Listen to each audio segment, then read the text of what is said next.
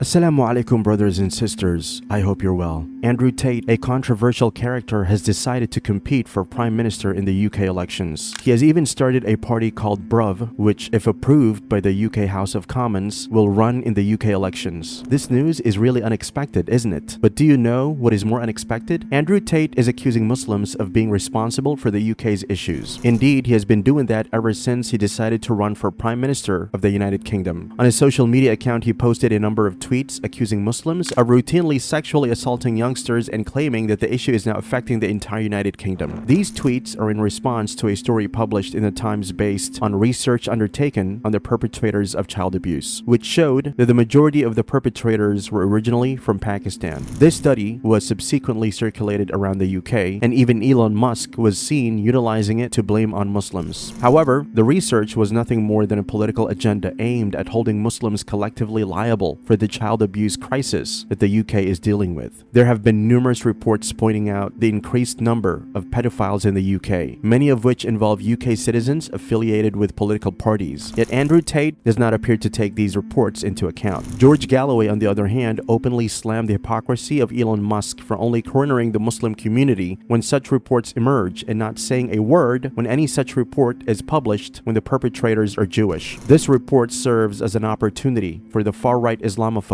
Yet, what do we observe in this context? An individual identified as Muslim, Andrew Tate, is also leveraging this report to criticize Muslims and further his own political agenda. A careful examination of his posts and video clips shared on his social media account reveals that he seems to be attributing all the problems faced by the UK to Muslims and immigration. The position of UK Muslims is clear. If there are any Muslim perpetrators, they should be punished, and no one will defend their actions if they're indeed guilty. No mosque, no Islamic scholar, and no Islamic organization has stepped forward to defend the actions of any perpetrator named in child grooming activities. However, Andrew Tate's tweets imply that the entire Muslim community is demonstrating in the streets and justifying the crimes against children. But why? If he speaks out against Muslims and the immigration crisis, he could earn the trust of the local population and thereby secure a political position. During the Southport attack in the UK last year, Andrew Tate failed to apologize to the Muslim community for attributing blame to immigrant Muslims, which incited significant hatred towards the Muslim population, despite the fact that the perpetrator was ultimately identified as a non-Muslim and a UK citizen. Andrew Tate strongly opposes the immigration crisis, repeatedly asserting that both legal and illegal immigrants should be prevented from entering the UK. Given this stance, he himself should not be allowed to stand for the Prime Minister post, as his own father was an immigrant to the UK. It is unfortunate that Andrew Tate is attempting to shape his image as a Muslim while opposing Muslims, seemingly in pursuit of political advantages. In hopes of being seen as a savior by the local community, he's attempting to align more with the far right, similar to the Islamophobes like Tommy Robinson. In order to gain advantages from both sides, he is of the opinion that by doing so, the far right will support him, and Muslims may also vote for him simply because he carries the label of being Muslim. But guess what? This move of his will definitely make Muslims enraged and turn against him. He might even be labeled as an open Islamophobe, like Tommy Robinson and other people like him. In one tweet of his, Andrew's brother called Andrew a true Muslim because he's not defending the actions of culprits and is upholding the values of Islam. Do you agree with this? Is Andrew really behaving like a true Muslim? What are your thoughts regarding this action of Andrew Tate? Do you think that Andrew Tate is really angry over some Muslims? Or he's just doing so to get political gains and stand for the president of the UK? On the other hand, wouldn't George Galloway be better suited to this role, given that he is aware that the political elite is making every effort to demonize Muslims?